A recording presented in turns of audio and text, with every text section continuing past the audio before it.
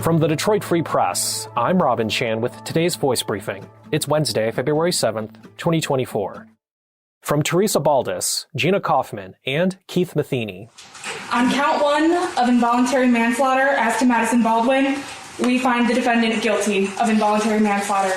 On count two of involuntary manslaughter in regards to Tate Muir, we find the defendant guilty of involuntary manslaughter. On count three, as to involuntary manslaughter regarding Hannah St. Juliana, we find the defendant guilty of involuntary manslaughter. And in count four of involuntary manslaughter against Justin Schilling, we find the defendant guilty of involuntary manslaughter.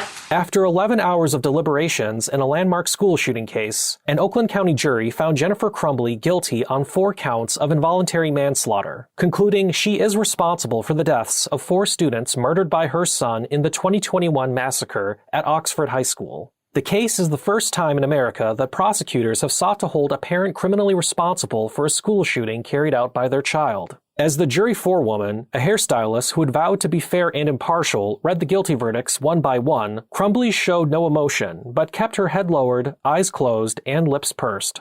Craig Schilling, whose son Justin died in the school shooting, also appeared stoic when the verdict was announced. He bowed his head with clasped hands as he listened to the word guilty echoed 4 times in the otherwise silent courtroom.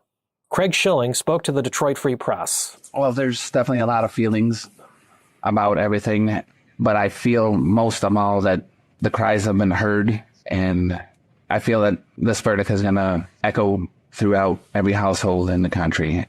Schilling added that accountability is something Oxford parents have been asking for, but the verdict is just one step in that process. We all have work now. We all know that we are to be held responsible for anything that we do.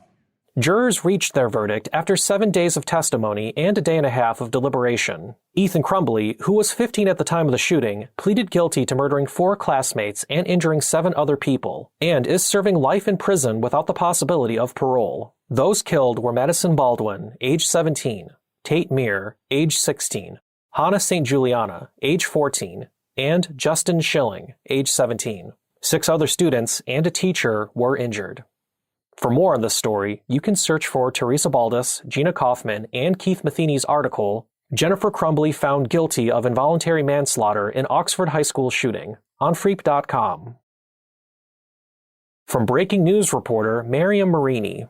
The Behemoth International Crossing, the Gordie Howe International Bridge, has invested about $13 million in more than 50 community initiatives in Detroit and Windsor since 2019. Officials announced this Tuesday as construction on the bridge prepares to cross a major milestone. The $4 billion bridge has steadily taken form in both cities across the Detroit River, marking its place in Detroit's skyline with the erection of its 722-foot tower in August and then again with a matching tower across the border in December. This summer, officials with the Windsor-Detroit Bridge Authority and Bridging North America are expected to complete the main span of the bridge and finally connect the 2 nations.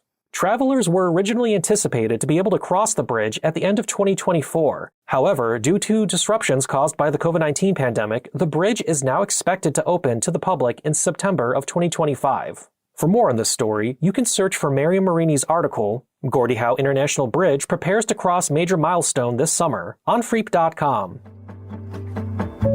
Find more from the Detroit Free Press on Freep.com. That's FREEP.com. Thanks for listening, and you'll hear more from us tomorrow.